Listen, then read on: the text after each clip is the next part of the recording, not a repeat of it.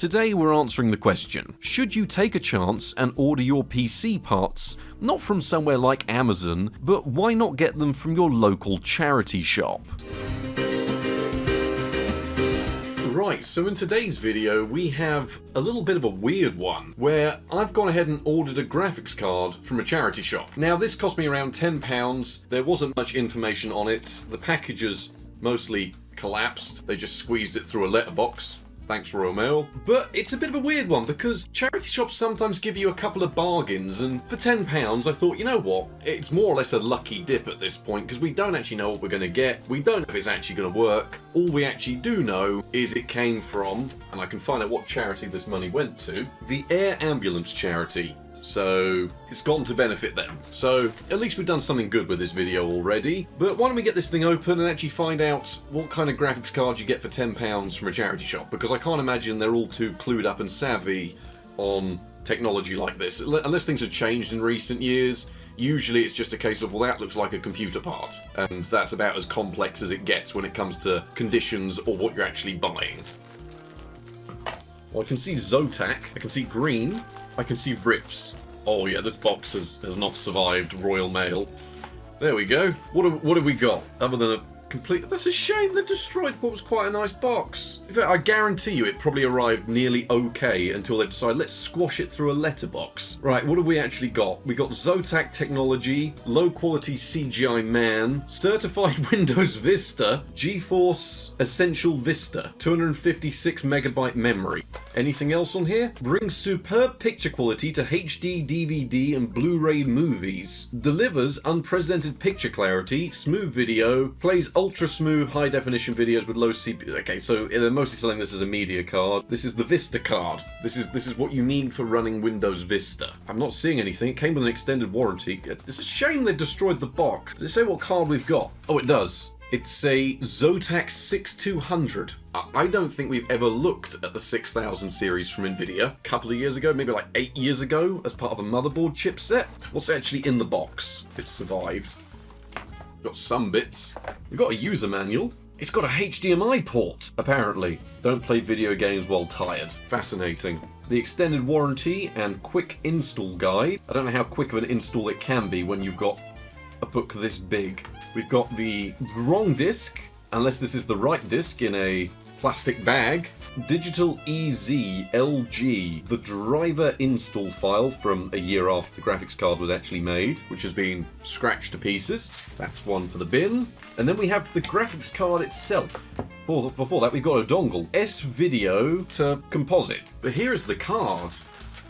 And immediately I'm noticing something, which I've probably missed. Okay, it has got a little bit bent in shipping, that's fine. It looks like a graphics card. It looks rather boring. Does it say Zotac on here anywhere? Not seeing it. Why is it taking me so long to notice that? This is AGP. It does in fact say it on the box. It says AGP version, which makes this almost interesting and a little bit rare. Oh, that's odd. Why has it got an adapter for S-Video? It's got to be some sort of pin out to AV out, but it's already got AV through composite. It's dusty.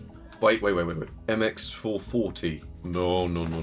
This isn't good. This says MX440 T8X. This says GeForce 6200A. I have no words. I don't think we've looked at one of these for years. Oh, I despise this card. If it's what I think it is, I hate this card. Well, let's get a computer out and plug it in. It's going to have to be an AGP computer because AGP version. Don't buy graphics cards from charity shops. I think we can already agree that. Let's get a computer out. So the real shame here is that the best bit about this, probably the box, it is ruined. So that's fun. Maybe we can try and fix that with some tape later. Shame, but I'm blaming that bit on Royal Mail. Point the disc. Disc goes in bin. But yes, this is going to be an interesting one because usually you can't kill these cards, they're so bad. But hey, everything's been going too well recently. Everything else I've ordered has been what I ordered and has actually worked.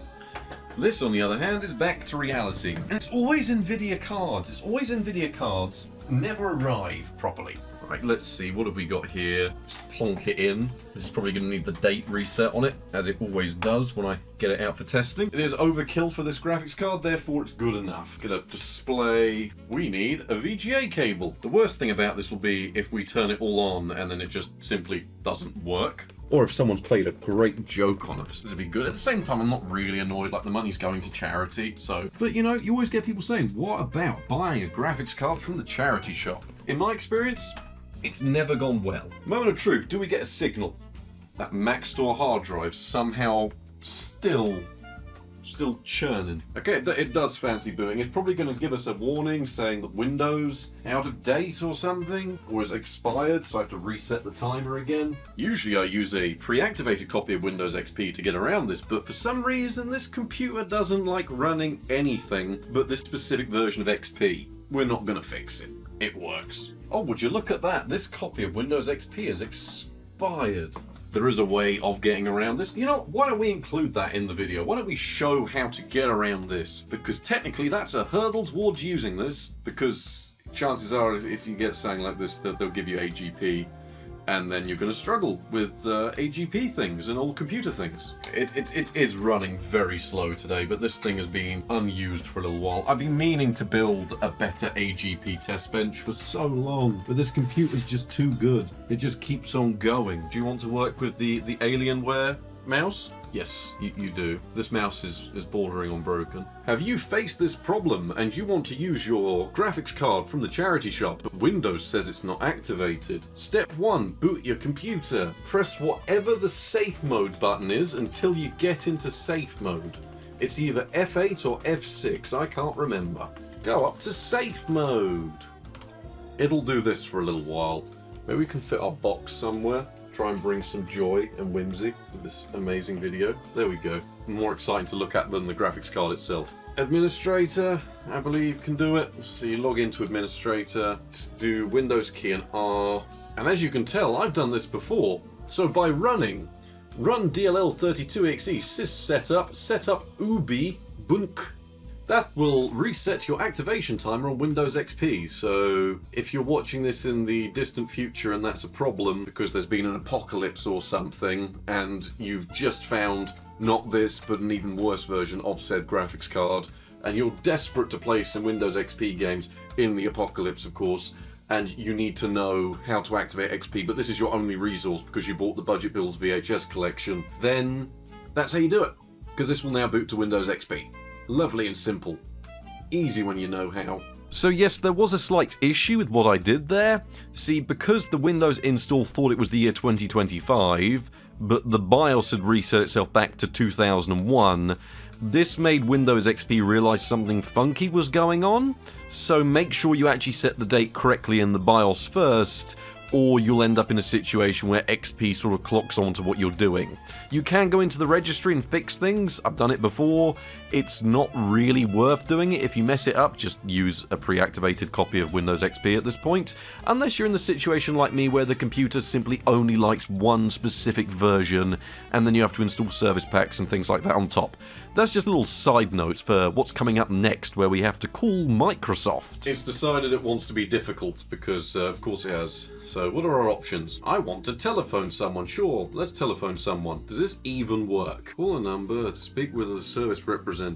Yeah, sure, why not? 0800 018. Sure. 380.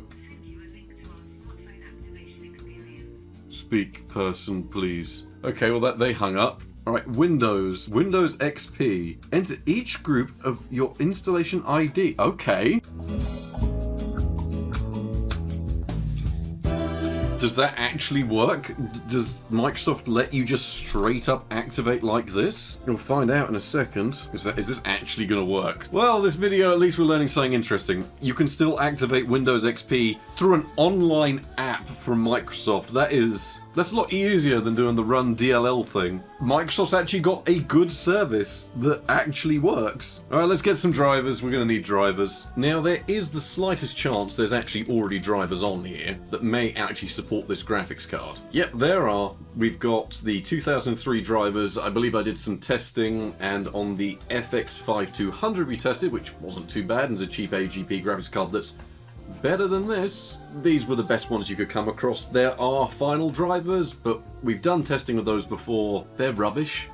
They just don't work properly. And there's an entire generation of people that didn't realise they were using a graphics card that was terrible. But this is in fact the GeForce 4, which is good, MX440, which is terrible, with AGP 8 times, which is technically good. I think a lot of them were AGP 4 times. I don't know how much that's actually going to help when we've got 64 megabytes of memory, and I am just curious if GPU-Z fancies launching today. No, it fancies killing the system. That's a very GPU-Z thing to do. I'm going to download an older version of GPU-Z. We'll see what the actual specifications are, because I can't remember.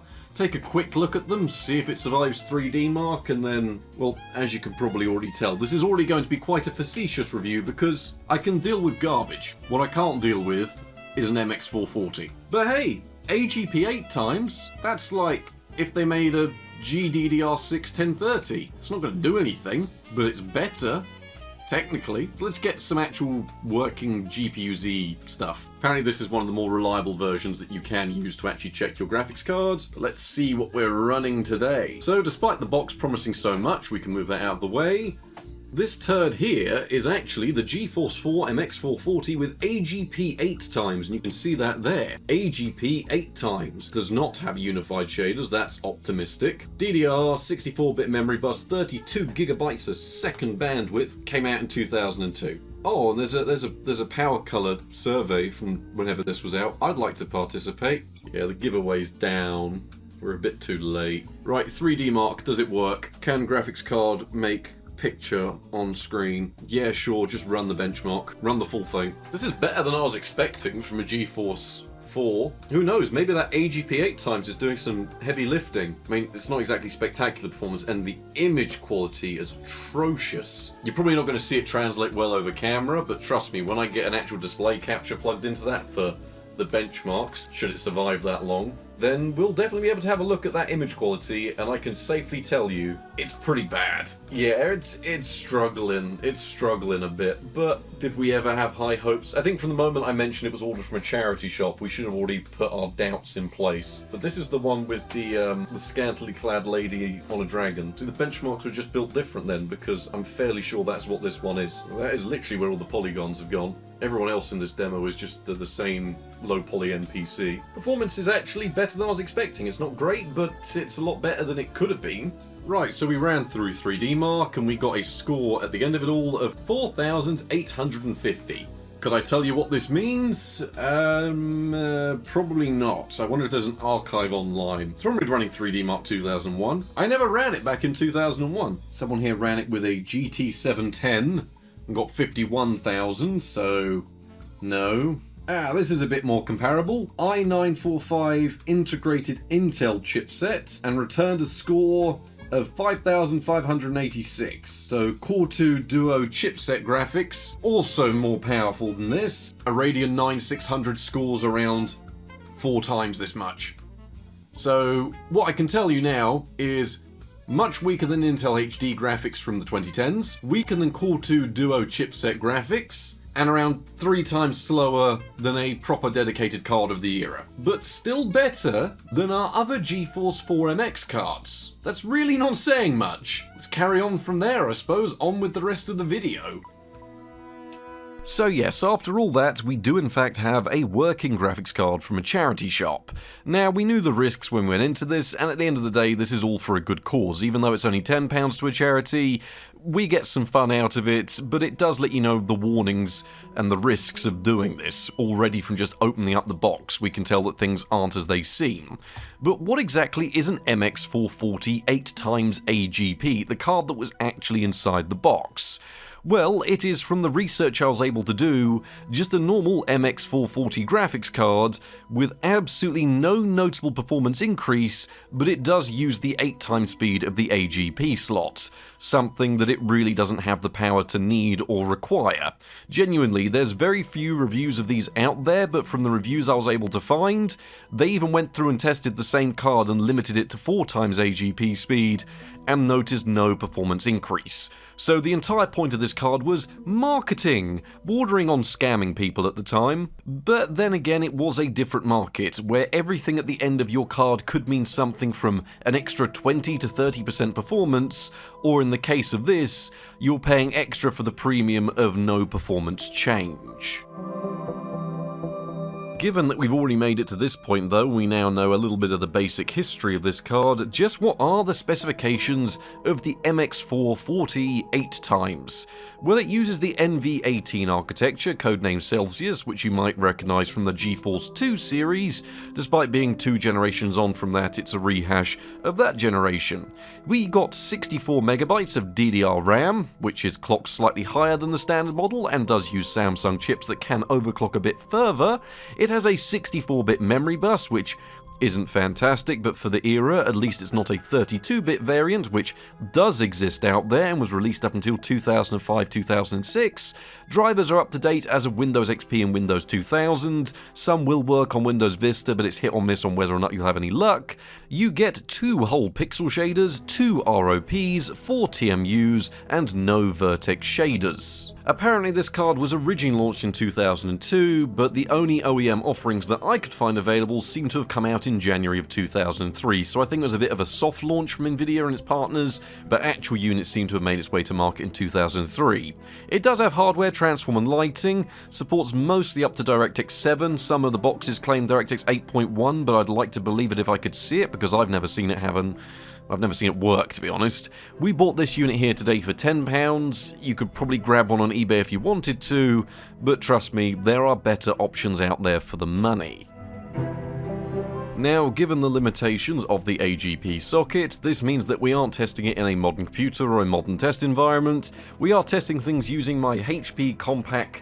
In fact, I think this is before HP even was anything to do with Compaq, so it's just a straight-up Compaq AMD Athlon 64 computer. You've probably noticed some bulging caps on it, but it hasn't changed anything just yet, and frankly, until it breaks, that's what we're using for AGP.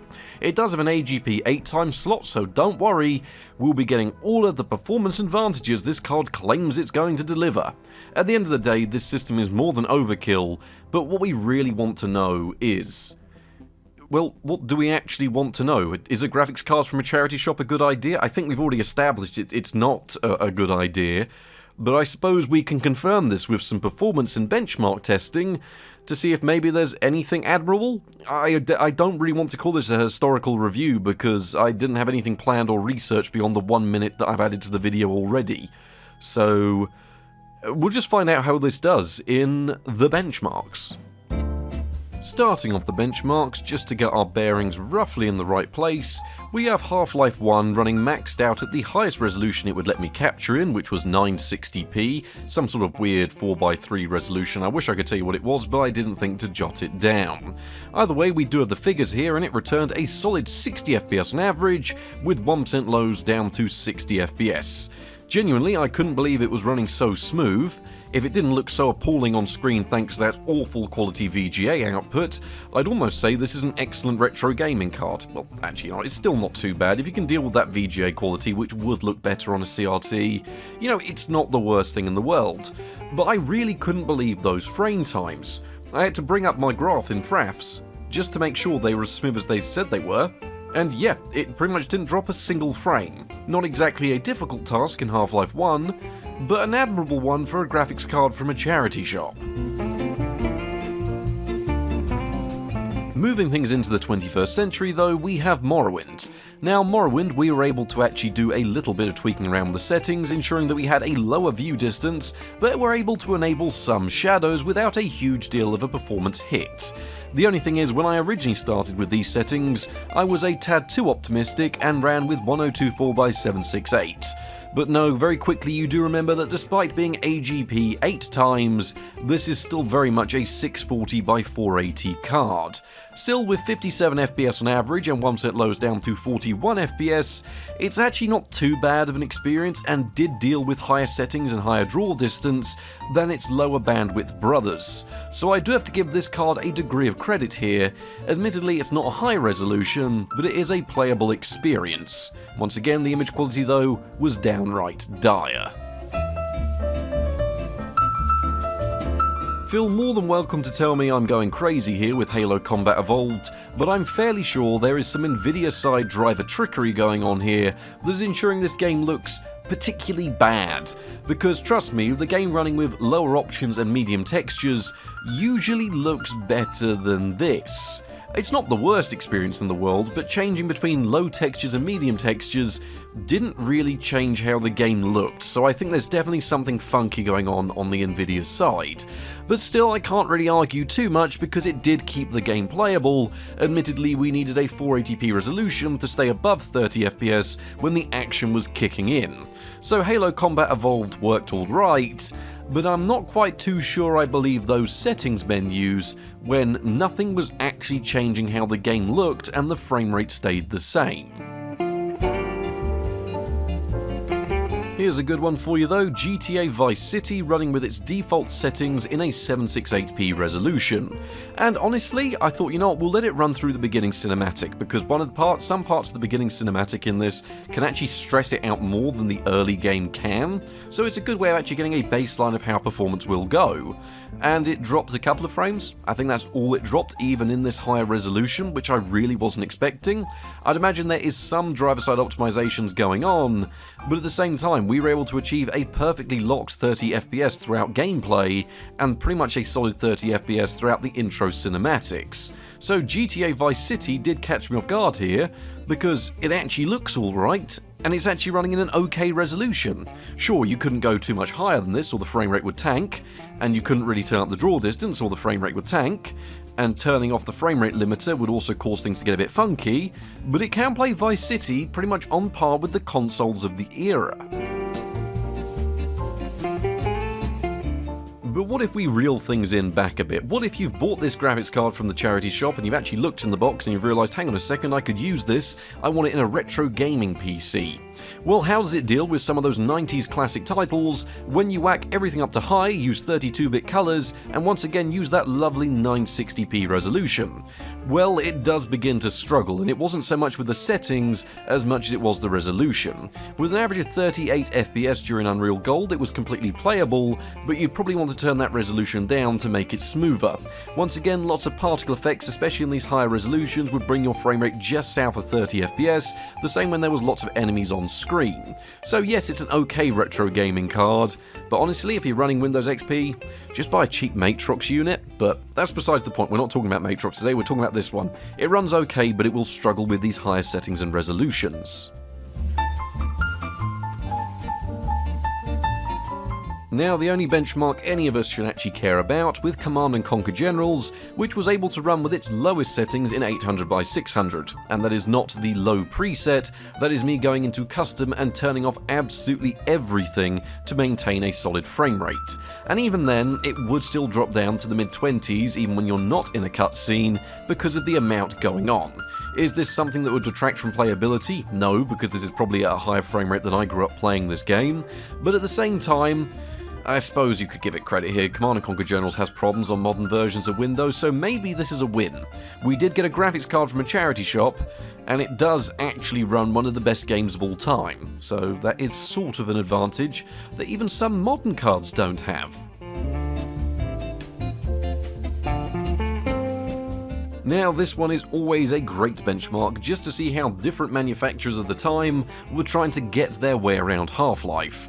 And in the case of the MX440 and even this 8x AGP version, it is remarkably playable until you realise that Nvidia caps this at DirectX 7, which makes sense because this card only really supports DirectX 7, and a lot of the effects just simply aren't there or are scaled back. But still, with an 800 by 600 resolution, the awful image quality persisting, we saw a 62 FPS average with 1% lows down to 39 FPS. And this was even during built-up and heavier sections of the game, so Half-Life 2, it does pain me, did actually work remarkably well. And admittedly, our frame rates on average were very similar to that of other MX cards, but our frame times did feel noticeably better on the 8x version.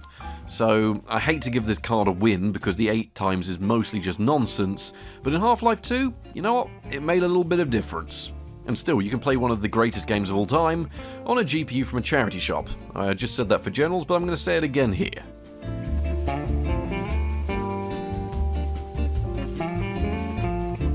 But what if you were going through the charity shops and you decided, hang on a second, I'm in town, I've gone to the charity shop, I need a PC part that I can use for competitive gaming. That's crucial. I'm going to start my competitive gaming career by using parts I get in charity shops. And what if you were getting into Unreal 2003? Is there still a competitive scene for that? I actually don't know, but you wanted the maximum frame rate possible. Well, with low settings and blob shadows enabled in 640x480, you could see 72 FPS on average with, admittedly, quite decent frame times. We only saw our lowest around the 48 FPS mark. So Unreal 2003... well, maybe you could start some sort of competitive career, but you're 22 years out of date, and even back then they had better graphics cards than this and could actually see what was going on. But you never know. Maybe that's a situation for someone. It's a very niche situation, so if that is you, please tell me, because I think there's better options out there, but credit to you.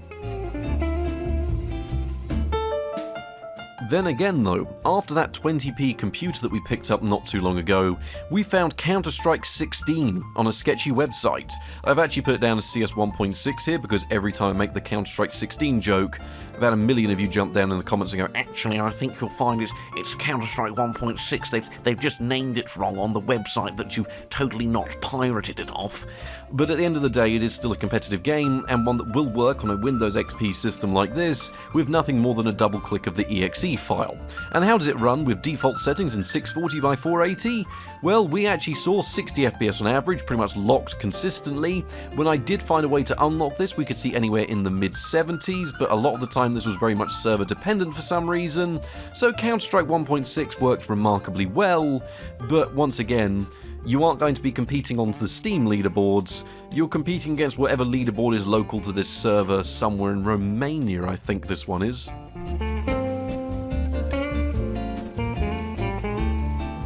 Moving things into the modern era, can we still call Warband modern? It's about 15 years old at this point, where we were able to run the game with low settings in a 640x480 resolution, and although I've not included it down in the bottom left as I've just noticed, we were running with DirectX 7. It did run better than I expected, and better than the other MX cards of this era that I've tested. Maybe that's down to the additional bandwidth of 8x actually being useful in such a modern title, maybe it's just Mount & Blade Warband actually being incredibly well optimized for a brand new... It's not brand new, it's a 2010 title, I can't keep saying that. Either way, what you need to know, 57 FPS on average, 1% lows down to 41 FPS, it looked absolutely hideous, and this was partially marked by the awful image quality, so they went hand in hand together, maybe it's a win. By the way, Mount & Blade Warband, pretty playable in a way that I wasn't expecting.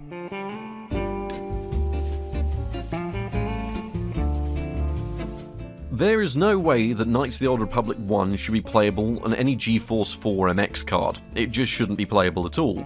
But what I found was actually a somewhat okay experience. Now, given the turn-based combat, it was still relatively controllable even when the frame rate tanked down to almost single digits in places, mostly when there were grenades, explosions, effects or particles, but still with low settings in 800x600, we still saw 23 FPS on average, which for a game that is technically on paper about 3 years newer and actually is quite an intensive and demanding game from the original Xbox, this is actually quite impressive performance. So I'm going to give this one a pass here. It's not a good way of playing Knights of the Old Republic, you're probably better off digging out an original Xbox or, playing on Intel HD or something, but it worked alright.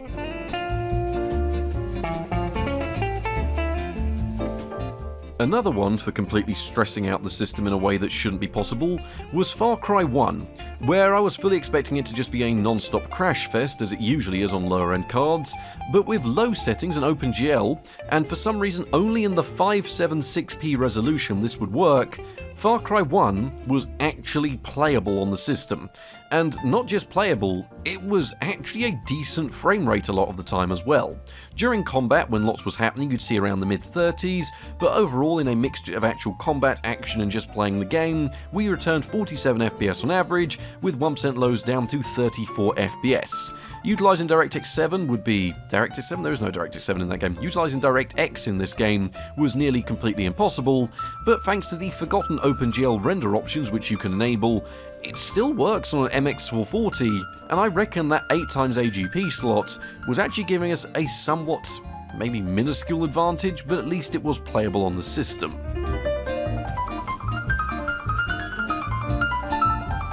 But finally, can it run Minecraft? Originally it was going to be can it run Far Cry, because that's similar to Crysis, it's more or less the predecessor, but then I remembered, hang on a second, I actually added a working copy of Minecraft onto this PC, so we can actually see if a graphics card like this from a charity shop can play still what is one of the most popular titles out there. Now, we were utilising the Tekkit mod pack because I already had it installed and I didn't really fancy going through and downloading different versions to see what would work best, but at least it could run Tekkit, so you got plenty of hours of gameplay and fun here, as long as you are using the lowest settings possible in Optifine in a locked 800x600 full screen resolution, as you need that for the actual graphics card to actually return a playable frame rate. After everything had loaded in, we saw 37 FPS on average, with 1% lows down to 24 FPS. So yes, Minecraft is playable on a £10 graphics card from a charity shop, which is actually a little bit impressive, that. And that really does bring us to the overall performance of the graphics card, which is, admittedly, a pimped up version of a low-end card sold to us in the wrong box from a charity shop that is all in all just a terrible idea all round. But in actual serious terms, the performance from having AGP 8x may not actually involve a better average FPS, but it did improve our frame times noticeably over lower-end MX440 cards. That's about as interesting as I can say in terms of actually being serious about this topic. But at the end of the day, let's try and be positive here. We've bought a graphics card from a charity shop, we've whacked it into a system where it is actually noticeably better than our integrated chipset graphics, and suddenly, tons of games are playable, some good ones too. So at the end of the day, yes, it is a graphics card that can play a lot of classic titles, and more impressively, actually managed some newer ones, admittedly not all too new, like Mount & Blade Warband, and even Tekkit running on Minecraft, which is quite impressive to see. Yes, it has a lot of limitations, and there isn't actually anything all too powerful about it, but you can get a decent chunk of gaming done. Now, at the end of the day, you're probably going to get a low-end card that someone's just slung in a box and thrown away, or has been sitting in an attic and been donated. But at the end of the day, you might get a bit of fun benchmarking out of it, which is something, but you know what? I think that's some admirable gaming performance for what is, for us, a retro graphics card that we got for a tenner.